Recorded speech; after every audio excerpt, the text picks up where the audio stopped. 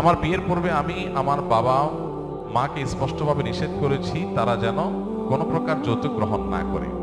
বিয়ের সময় আমার শ্বশুর বাড়ি থেকে কিছু আসবাবপত্র দেওয়া হয়, যা সম্পর্কে আমি জানতে চাইলে আমাকে আমার বাবা মা জানায় আমার শ্বশুর তার একমাত্র মেয়েকে উপহার দিয়েছে। পরবর্তীতে পারিবারিক একটি কলহের মাধ্যমে জানতে পারি বিয়ের সময় আমার পরিবারের লোকজন আমার শ্বশুর বাড়ি থেকে যৌতুক চেয়েছে এবং তারই প্রেক্ষিতে এগুলো তারা দিয়েছে। এখন আমার করণীয় কি? এখন আপনার করণীয় হলো শ্বশুর বাড়িতে এগুলো ফেরত দিয়ে আসা।